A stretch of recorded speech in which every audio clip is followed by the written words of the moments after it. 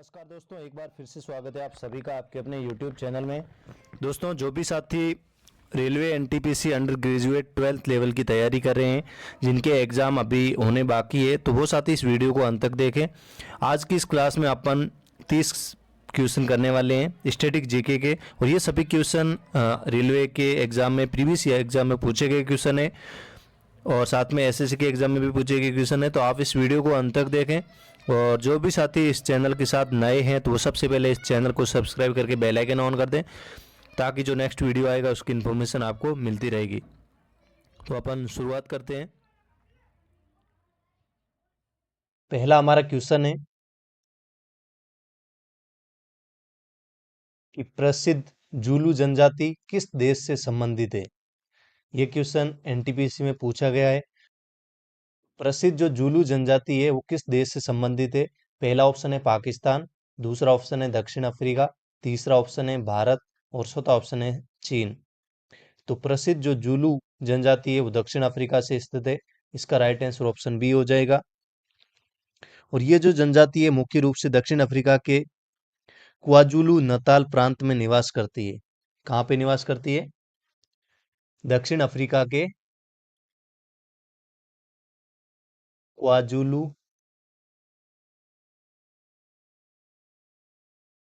Natal प्रांत में निवास करती है।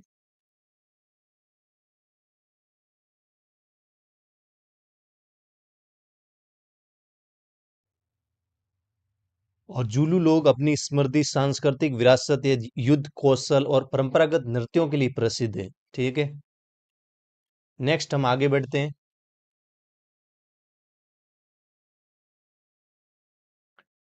नेक्स्ट हमारा क्वेश्चन है कि पृथ्वी के पर्यावरण का जश्न मनाने और प्रदूषण के बारे में जन जागरूकता बढ़ाने के लिए निम्नलिखित में से किस दिन को हर साल दुनिया भर में पृथ्वी दिवस के रूप में मनाया जाता है। तो रेलवे एनटीपीसी में जो अभी एग्जाम चल रहे हैं रनिंग, उनमें जो इम्पोर्टेंट डे है जनवरी से लेके दिसंबर तक, उसमें से हर शिफ्ट में 1 से 2 क्वेश्चन पूछे जा रहे हैं।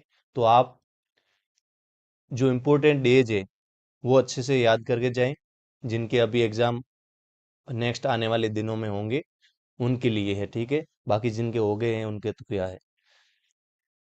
तो ये जो क्वेश्चन है ये भी पूछा गया है एनटीपीसी में कि पृथ्वी के पर्यावरण का जश्न मनाने और प्रदूषण के बारे में जन जागरूकता बढ़ाने के लिए निम्नलिखित में से किस दिन को हर साल दुनिया भर में पृथ्वी दिवस के रूप में मनाया जाता है। अब ये जो क्वेश्चन है ये डायरेक्ट ऐसे भी पूछ सकते थे कि पृथ्वी दिवस कब मनाया जाता है, लेकिन इसको थोड़ा लेंथी बना के टाइप किया गया है। ठीक है, ताकि मतलब जो स्टूडेंट्स है वो कंफ्यूज्ड हो। ऐसा कुछ नहीं है, आपको एकदम फ्रीडम होके इन एग्जाम देना है। तो डायरेक्टली यही पूछा गया है कि पृथ्वी दिवस कब मनाया जाता है। पहला ऑप्शन है 11 फरवरी, दूसरा ऑप्शन है 22 जुलाई, तीसरा ऑप्शन है 22 अप्रैल, और चौथा ऑप्शन है 11 नवंबर। तो जो पृथ्वी दिवस है 22 अप्रैल को मनाया जाता है। इसका जो राइट आंसर है ऑप्शन सी हो जाएगा। और ये जो दिन है वो पर्यावरण संरक्षण और प्रदूषण के प्रति जागरूकता बढ़ाने के लिए समर्पित है। बात करें इसकी शुरुआत कब हुई थी, तो 1970 में इसकी शुरुआत हुई थी पृथ्वी दिवस की। ठीक है, नेक्स्ट हम आगे बढ़ते हैं।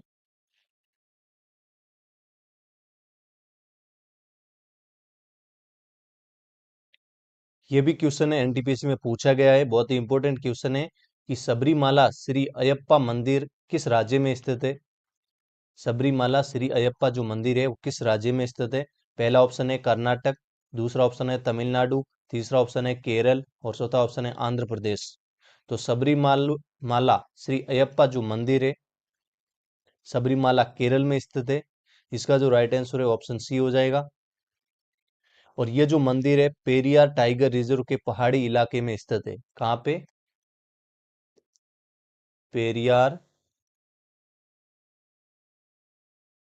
टाइगर रिजर्व के पहाड़ी इलाकों में।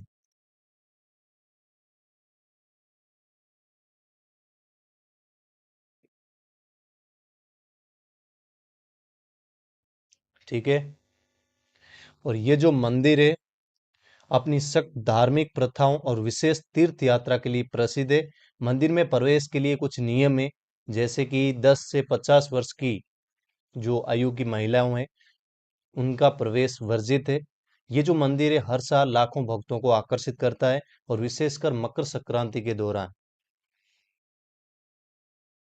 ठीक है, नेक्स्ट।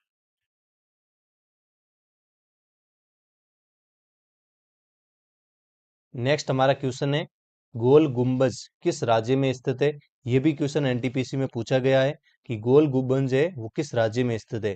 पहला ऑप्शन है तमिलनाडु, दूसरा ऑप्शन है हिमाचल प्रदेश, तीसरा ऑप्शन है मध्य प्रदेश और चौथा ऑप्शन है कर्नाटक।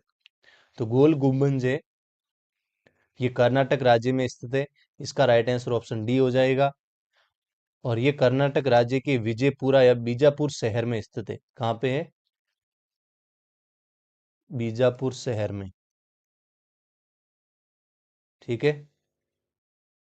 और ये एक प्रसिद्ध ऐतिहासिक स्मारक है जिसे 17वीं शताब्दी में आदिल शाही वंश के सुल्तान मोहम्मद आदिल शाह के मकबरे के रूप में बनाया गया था। ठीक है, नेक्स्ट आगे बढ़ते हैं। नेक्स्ट हमारा क्वेश्चन है, किस भारतीय शहर को दक्कन की रानी के नाम से जाना जाता है? किस भारतीय शहर को दक्कन की रानी के नाम से जाना जाता है? पहला ऑप्शन है अहमदाबाद, दूसरा ऑप्शन है पुणे, तीसरा ऑप्शन है अमृतसर और चौथा ऑप्शन है पुदुचेरी। तो दक्कन की रानी के नाम से पुणे को जाना जाता है। इसका राइट आंसर ऑप्शन बी हो जाएगा। ये जो उपनाम है पुणे की समृद्ध सांस्कृतिक विरासत, शैक्षणिक संस्थानों और ऐतिहासिक महत्व का कारण दिया है। और पुणे जो कि महाराष्ट्र राज्य में स्थित है और ये भारत के प्रमुख शहरों में से एक है। ठीक है, ये शहर मराठा साम्राज्य की राजधानी रह चुका है और इसे पूर्व का ऑक्सफोर्ड भी कहा जाता है। पुणे को पूर्व का ऑक्सफोर्ड भी कहा जाता है। ठीक है, ये भी नोट करना आपको। नेक्स्ट हम आगे बढ़ेंगे।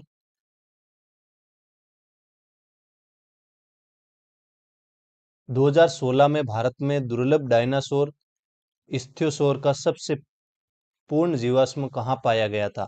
ये भी क्वेश्चन एनटीपीसी में पूछा गया है कि 2016 में भारत में दुर्लभ डायनासोर इस्थियोसोर का जो सबसे पूर्ण जीवाश्म है वो कहाँ पाया गया था? पहला हमारा ऑप्शन है मध्य प्रदेश, दूसरा ऑप्शन है गुजरात, तीसरा ऑप्शन है अरुणाचल प्रदेश और चौथा ऑप्शन है राजस्थान। तो 2016 में भारत में जो दुर्लभ डायनासोर इच्थियोसोर का जो सबसे पूर्ण जीवाश्म था वो गुजरात में पाया गया था। तो इसका राइट आंसर होगा ऑप्शन बी। और ये गुजरात के कच्छ जिले में पाया गया था। ठीक है। और ये जो जीवाश्म है ये लगभग 15 करोड़ वर्ष पुराना है। ठीक है। और ये जो वर्ड है ना डायनासोर इच्थियोसोर, ये इच्थियोसोर होता है समुद्री सरीसृप है जो मछलियों की तरह दिखते थे और डायनासोर के समय में रहते थे। नेक्स्ट।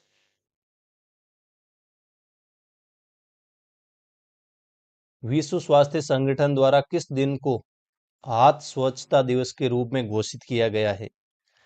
विश्व स्वास्थ्य संगठन, वर्ल्ड हेल्थ ऑर्गेनाइजेशन के द्वारा किस दिन को हाथ स्वच्छता दिवस के रूप में घोषित किया गया है? पहला ऑप्शन है 5 मई, दूसरा ऑप्शन है 18 अगस्त,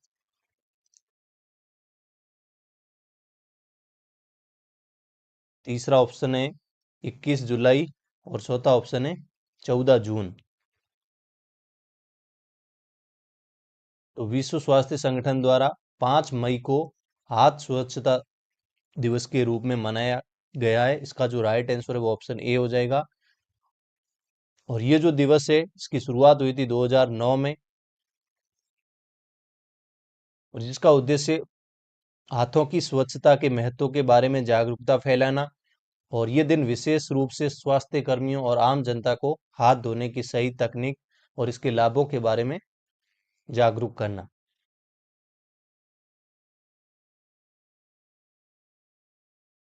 नेक्स्ट है, राष्ट्रीय कृषि और ग्रामीण विकास बैंक का मुख्य कार्यालय कहाँ स्थित है? राष्ट्रीय कृषि और ग्रामीण विकास बैंक का जो मुख्यालय है वो कहाँ पे स्थित है? पहला ऑप्शन है पुणे, दूसरा ऑप्शन है मुंबई, तीसरा ऑप्शन है चेन्नई और चौथा ऑप्शन है कोलकाता। तो राष्ट्रीय कृषि और ग्रामीण विकास बैंक नाबार्ड, नाबार्ड का जो मुख्यालय है वो कहाँ पे स्थित है?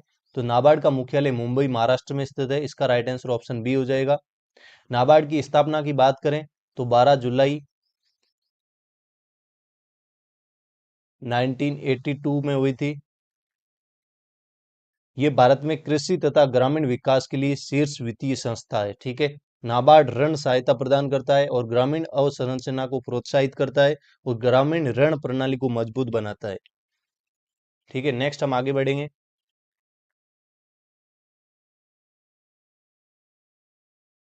नेक्स्ट हमारा क्वेश्चन है कि 2011 की जनगणना के अनुसार भारत में नगरीय जनसंख्या का प्रतिशत क्या था? अनुमानित प्रयास बताना आपको कि 2011 की जनगणना के अनुसार भारत में जो नगरीय जनसंख्या है उसका प्रतिशत कितना है? पहला ऑप्शन है 30 से 35% के बीच, दूसरा ऑप्शन है 40 से 45% के बीच में, तीसरा ऑप्शन है 10 से 15% के बीच और चौथा ऑप्शन है 20 से 25% के बीच। तो 2011 की जनगणना के अनुसार भारत में जो नगरीय जनसंख्या का जो प्रतिशत है वो है 30 से 35% के बीच में। यानी भारत की कुल जनसंख्या में जो 31.16% जो लोग हैं वो नगरीय क्षेत्रों में रहते हैं। ठीक है, नेक्स्ट।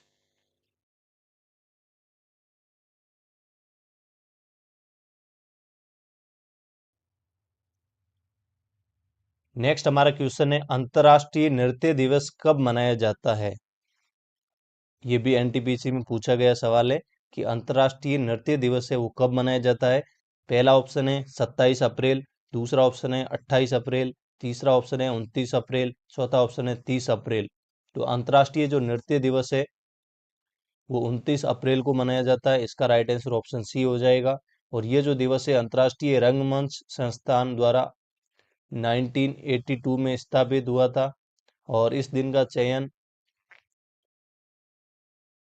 आधुनिक बेले के जनक उसकी जयंती के रूप में किया गया है और इसका उद्देश्य नृत्य कला को बढ़ावा देना और उसकी सार्वभौमिकता को उजागर करना।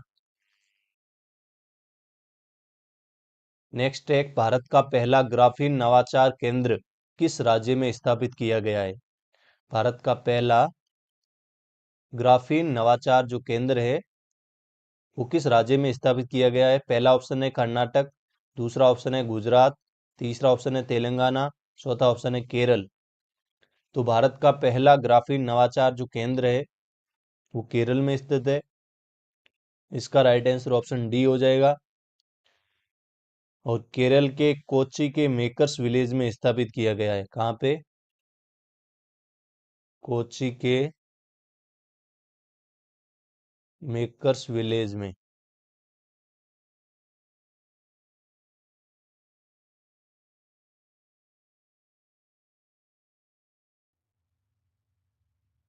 ठीक है, नेक्स्ट आगे बढ़ेंगे।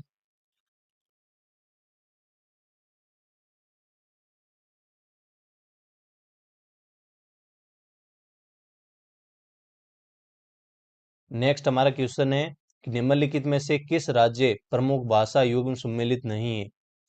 इनमें से आपको बताना है किस राज्य की जो भाषा है वो सही सम्मिलित नहीं है। पहला ऑप्शन है मणिपुर मैतेई, दूसरा ऑप्शन है केरल कन्नड़, तीसरा ऑप्शन है मेघालय खासी और चौथा ऑप्शन है आंध्र प्रदेश तेलुगु। तो सबसे पहला ऑप्शन देख लेते हैं कि मणिपुर की जो राज्य भाषा है वो मैतेई है, यानी ये सही है। फिर अपन बात करते हैं केरल की। तो केरल की जो राज्य भाषा है वो है मलयालम, ना कि कन्नड़। तो ये गलत हो गया। यहाँ पूछा गया है सवाल कि सही सुमेलित नहीं है, तो कौन सा नहीं है? केरल वाला नहीं है। केरल की जो राज्य भाषा है वो है मलयालम।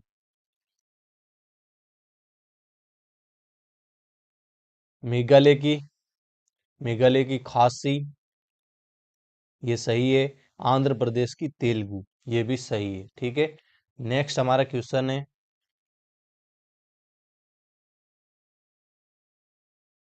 निम्नलिखित में से किस नदी पर स्वतंत्र भारत का पहला नदी बांध बनाया गया था?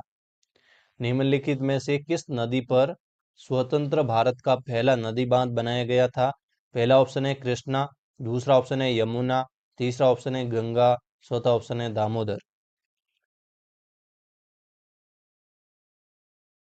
तो दामोदर नदी पर स्वतंत्र भारत का पहला नदी बांध बनाया गया था। इसका जो राइट आंसर है ऑप्शन डी हो जाएगा। और दामोदर घाटी परियोजना के तहत 1948 में शुरू किया गया था, और ये परियोजना अमेरिका की टेनेसी वैली अथॉरिटी से प्रेरित थी। दामोदर नदी को बंगाल का शौक भी कहा जाता है। ठीक है,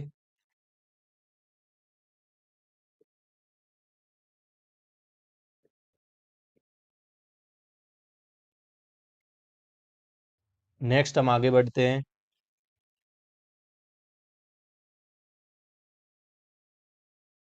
भारत के कौन से राज्य ने सर्वप्रथम सभी घरों की छतों पर वर्षा जल संचयन संरचना के निर्माण को अनिवार्य किया गया था? भारत का ऐसा कौन सा राज्य है जिसमें सबसे पहले सभी घरों की छतों पर वर्षा जल संचयन संरचनाओं के निर्माण को अनिवार्य किया गया था? पहला ऑप्शन है सिक्किम, दूसरा ऑप्शन है तमिलनाडु, तीसरा ऑप्शन है ओडिशा, और चौथा ऑप्शन है हरियाणा। तो इसका सही आंसर होगा तमिलनाडु। तमिलनाडु भारत का पहला राज्य था जिसने 2001 में, कब, 2001 में सभी घरों की छतों पर वर्षा जल संचयन संरचनाओं के निर्माण को अनिवार्य कर दिया गया था। ये जो निर्णय है वो राज्य में बढ़ते जल संकट और भूजल स्तर में गिरावट को देखते हुए लिया गया था। इस नीति के कारण तमिलनाडु में जल संरक्षण की दिशा में महत्वपूर्ण सुधार हुआ, और ये अन्य राज्यों के लिए एक मॉडल बन गया था। ठीक है, नेक्स्ट।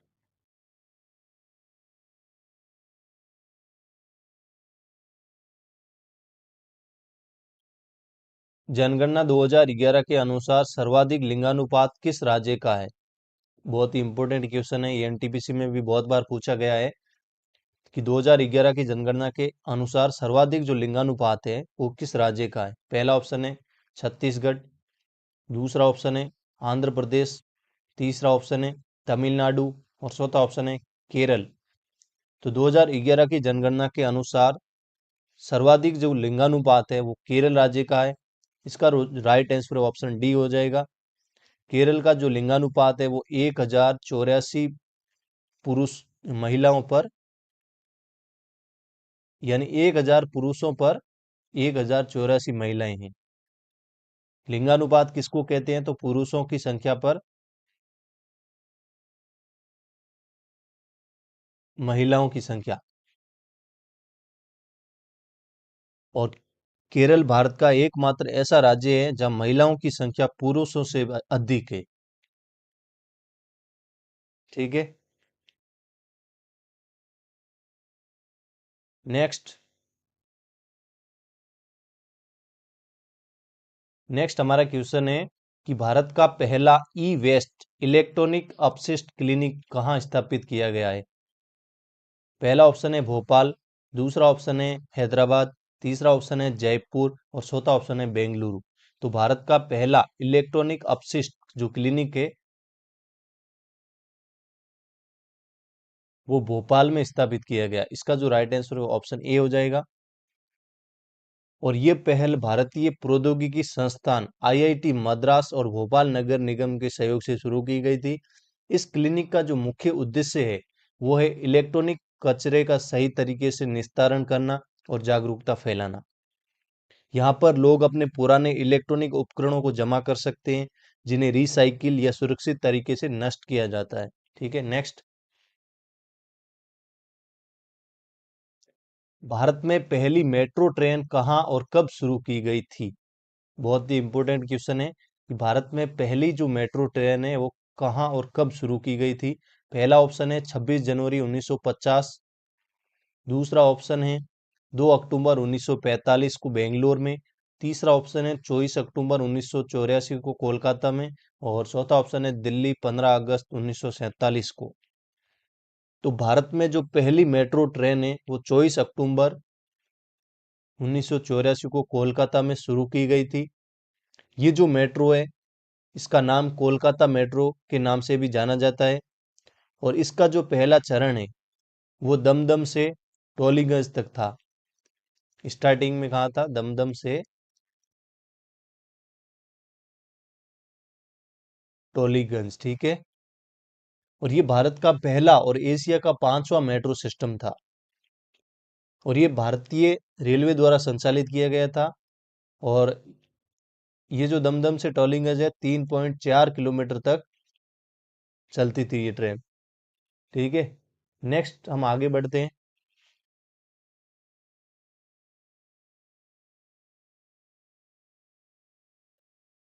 नेक्स्ट क्वेश्चन है कि पृथ्वी पर विश्व का सबसे ऊंचा जलप्रपात कौन सा है? पृथ्वी पर विश्व का सबसे ऊंचा जो जलप्रपात है उसका नाम क्या है?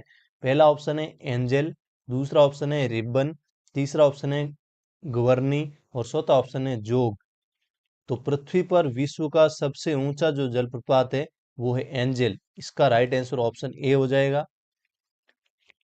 और ये कहाँ पे स्थित है?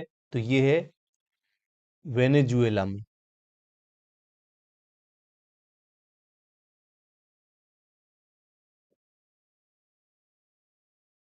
वेनेजुएला में ये स्थित है। इसकी ऊंचाई की बात करें तो 979 मीटर है।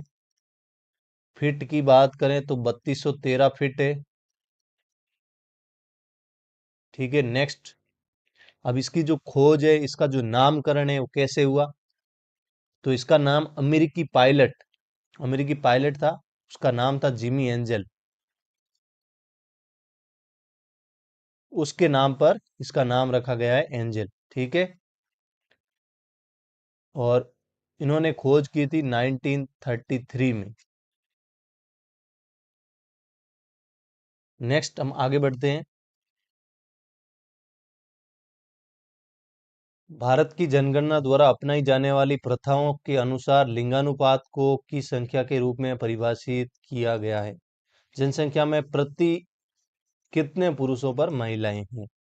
पहला ऑप्शन है 10, दूसरा ऑप्शन है 100, तीसरा ऑप्शन है 10,000, चौथा ऑप्शन है 1000। तो अभी हमने पिछला क्वेश्चन किया था, तो उसमें लिंगानुपात कैसे ज्ञात करते हैं?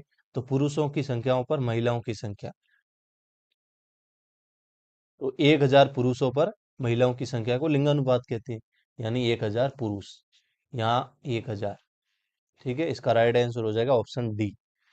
नेक्स्ट आगे बढ़ते हैं।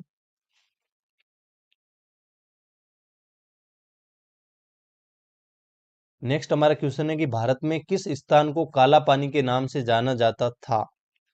पहला ऑप्शन है कच्छ की खाड़ी, दूसरा ऑप्शन है केरल अनूप झीलें, तीसरा ऑप्शन है लक्षद्वीप, और चौथा ऑप्शन है अंडमान द्वीप समूह। तो भारत के जो अंडमान द्वीप समूह है इसको बोलते थे काला पानी, ठीक है। इसका राइट आंसर ऑप्शन डी हो जाएगा। फिर हम आगे बढ़ते हैं। नेक्स्ट हमारा क्वेश्चन है कि सार्वजनिक क्षेत्र की कौन सी कंपनी पहाड़ी क्षेत्रों में पर्यटकों के उपयोग के लिए हेलीकॉप्टर सेवा प्रदान करती है? बहुत ही इंपॉर्टेंट क्वेश्चन है।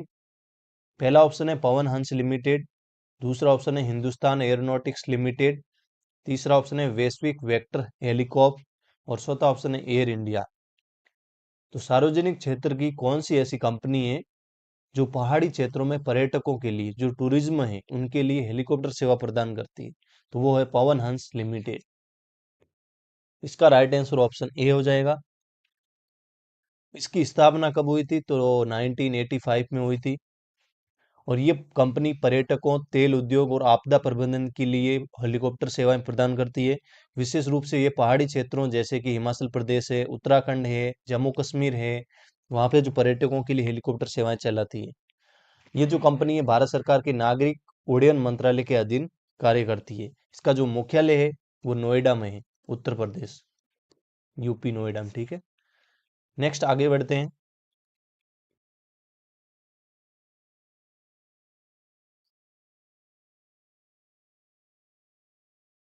नेक्स्ट क्वेश्चन है ICAR, केंद्रीय आलू अनुसंधान संस्थान CPRI कहाँ पे स्थित है? केंद्रीय आलू अनुसंधान ये कहाँ पे स्थित है वो आपको बताना है। पहला ऑप्शन है तिरुवनंतपुरम, दूसरा ऑप्शन है जालंधर, तीसरा ऑप्शन है लखनऊ और चौथा ऑप्शन है शिमला। तो केंद्रीय आलू अनुसंधान संस्थान है शिमला में, इसका राइट आंसर ऑप्शन डी हो जाएगा। और शिमला हिमाचल प्रदेश में स्थित है और इसकी स्थापना की बात करें तो 1949 में इसकी स्थापना हुई थी। और ये भारतीय कृषि अनुसंधान परिषद के अंतर्गत कार्य करती है। किसके अंतर्गत करती है? इसके अंतर्गत, भारतीय कृषि अनुसंधान परिषद के अंदर। ठीक है, नेक्स्ट, भारत में पहला रेडियो कार्यक्रम किस वर्ष प्रसारित किया गया था? भारत में पहला जो रेडियो कार्यक्रम है वो किस वर्ष प्रचारित किया गया था? पहला ऑप्शन है 1936, दूसरा ऑप्शन है 1957, तीसरा ऑप्शन है 1930 और चौथा ऑप्शन है 1923। तो भारत में जो पहला रेडियो कार्यक्रम है वो 1923 में प्रचारित किया गया था। इसका जो राइट आंसर ऑप्शन डी हो जाएगा। और ये जो रेडियो कार्यक्रम है वो मुंबई में प्रचारित किया गया था। हालांकि 1923 में रेडियो प्रचारण की शुरुआत की हुई थी जब रेडियो क्लब ऑफ बॉम्बे ने इसका पहला प्रायोगिक प्रचारण किया था। ठीक है, नेक्स्ट, निम्नलिखित में से किसके जन्मदिन को अंतर्राष्ट्रीय अहिंसा दिवस के रूप में मनाया जाता है? पहला ऑप्शन है राजेंद्र प्रसाद, दूसरा ऑप्शन है सुभाष चंद्र बोस, तीसरा ऑप्शन है जवाहरलाल नेहरू, चौथा ऑप्शन है महात्मा गांधी। तो अंतर्राष्ट्रीय अहिंसा दिवस के रूप में किसका जन्मदिन इसको मनाते हैं? तो महात्मा गांधी के जन्मदिन को। इसका राइट आंसर ऑप्शन डी हो जाएगा। 2 अक्टूबर को मनाते हैं अहिंसा दिवस, महात्मा गांधी के जन्मदिन को। और इसकी जो शुरुआत है वो 2007 में हुई थी। और गांधी जी के अहिंसा के मार्ग पर चलकर भारत की आज़ादी की लड़ाई लड़ी और दुनिया को शांति का संदेश दिया। ठीक है, ये जो दिन है मनाने का जो उद्देश्य है वो अहिंसा के सिद्धांत को बढ़ावा देना और वैश्विक शांति को प्रोत्साहित करना है। बाकी महात्मा गांधी के जन्म की बात करें तो 1869 में पोरबंदर में महात्मा गांधी का जन्म हुआ था। महात्मा गांधी को राष्ट्रपिता के नाम से भी जाना जाता है। और 30 जनवरी 1948 को नाथूराम गोडसे द्वारा इनकी हत्या कर दी गई थी। ठीक है, नेक्स्ट, निम्नलिखित में से किसने विश्व स्वास्थ्य संगठन के लिए विश्व का पहला मलेरिया का टीका विकसित किया? बहुत ही इंपॉर्टेंट क्वेश्चन है। पहला ऑप्शन है जॉनसन एंड जॉनसन, दूसरा ऑप्शन है फाइबर, तीसरा ऑप्शन है ग्लेक्सो स्मिथ क्लाइन और चौथा ऑप्शन है मर्क। तो विश्व स्वास्थ्य संगठन के लिए विश्व का पहला जो मलेरिया का टीका विकसित करने वाली जो वो थे ग्लासको स्मिथ क्लाइन। इसका जो राइट आंसर वो ऑप्शन सी हो जाएगा। और ये टीका प्लाज्मोडियम फाल्सिपेरम परजीवी के खिलाफ काम करता है और जो मलेरिया का सबसे घातक प्रकार है। ठीक है, और ये वर्ल्ड हेल्थ ऑर्गेनाइजेशन ने अक्टूबर 2021 में इस टीके को व्यापक रूप से उपयोग की सिफारिश की और विशेष रूप से उप सहारा अफ्रीका जैसे मलेरिया प्रभावित क्षेत्रों में। और ये जो टीका है बच्चों में मलेरिया के गंभीर मामलों और मृत्यु दर को कम करने में मदद करता है।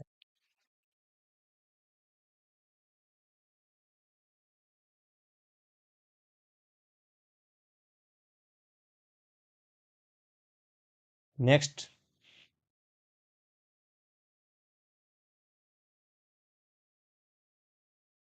हमारा क्वेश्चन है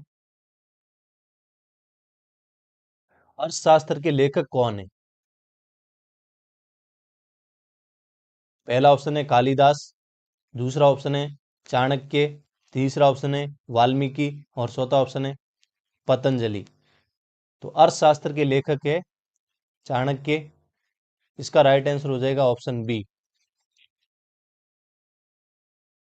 ठीक है, नेक्स्ट,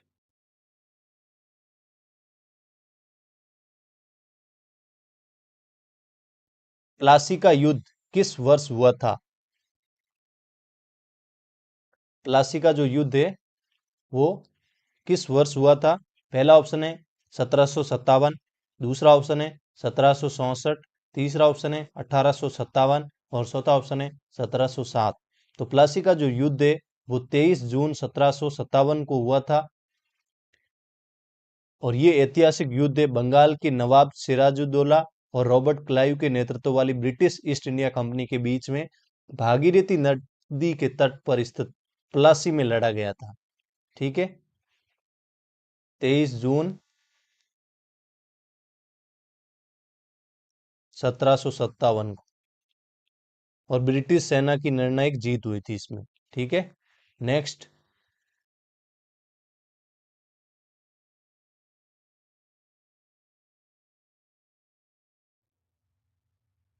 डॉक्ट्रिन ऑफ लैंप्स किसने लागू की? नेक्स्ट क्वेश्चन है कि डॉक्ट्रिन्स ऑफ लैंप्स किसने लागू की? पहला ऑप्शन है वॉरेन हेस्टिंग्स, दूसरा ऑप्शन है लॉर्ड कर्जन, तीसरा ऑप्शन है लॉर्ड डलहौजी और चौथा ऑप्शन है लॉर्ड कैनिंग। तो डॉक्ट्रिन ऑफ जो लैंप्स है ये लॉर्ड डलहौजी ने शुरू की थी और इसको बोलते हैं व्यपगत का सिद्धांत। इसको हिंदी में कभी कभी ये भी क्वेश्चन पूछ लेते हैं कि जो व्यपगत का सिद्धांत है वो किसने दिया। ये भी क्वेश्चन बहुत बार पूछा गया है, व्यपगत का सिद्धांत किसने दिया? तो लॉर्ड डलहौजी ने दिया था। ठीक है, नेक्स्ट,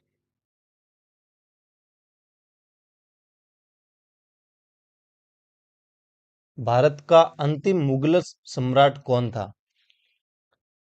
भारत का अंतिम मुगल सम्राट कौन था? पहला ऑप्शन है अकबर, दूसरा ऑप्शन है शाहजहां, तीसरा ऑप्शन है बहादुर शाह जफर और चौथा ऑप्शन है औरंगजेब। तो भारत का जो अंतिम मुगल सम्राट था बहादुर शाह जफर, इसका राइट आंसर ऑप्शन सी हो जाएगा।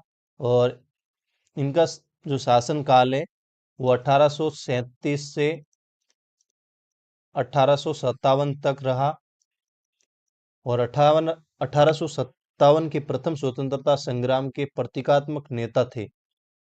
ठीक है, और जिसके बाद में अंग्रेजों ने उन्हें गद्दी से उतारकर रंगून निर्वाचित कर दिया और जहां 1862 में इनकी मृत्यु हो गई थी।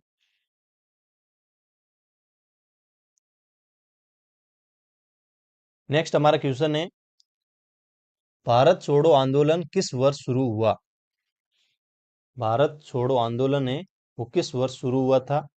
पहला ऑप्शन है 1930, दूसरा ऑप्शन है 1942, तीसरा ऑप्शन है 1919, चौथा ऑप्शन है 1927। तो भारत छोड़ो जो आंदोलन है वो 8 अगस्त 1942 को शुरू हुआ था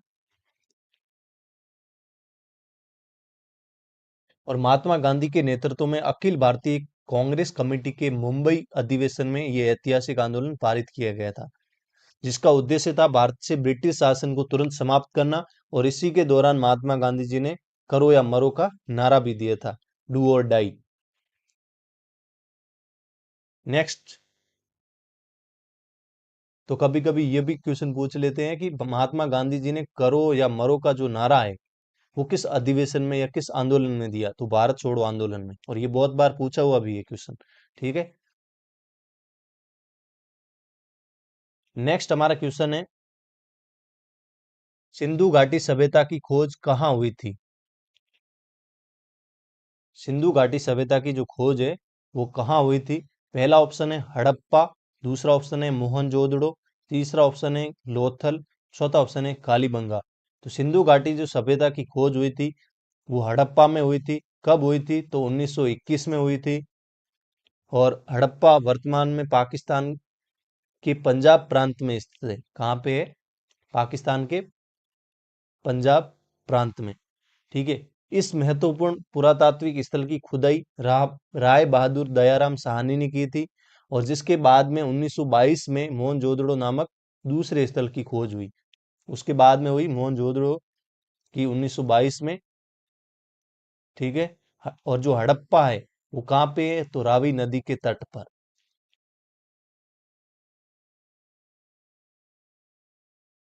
ये भी याद करना है। ठीक है,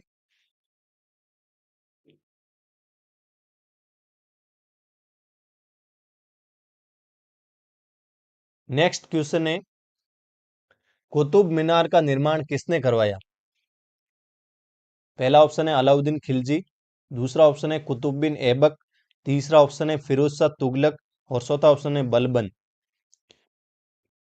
कुतुब मीनार का जो निर्माण है वो कुतुब बिन ऐबक ने करवाया था 1192 से 1199 ईस्वी के बीच में शुरू करवाया था और गुलाम वंश का संस्थापक था। हालांकि वो केवल पहली मंजिल ही बनवा सका, बट इसका जो निर्माण कार्य है उसके दामाद और उत्तराधिकार इल्तुतमिश ने पूरा करवाया था। ठीक है।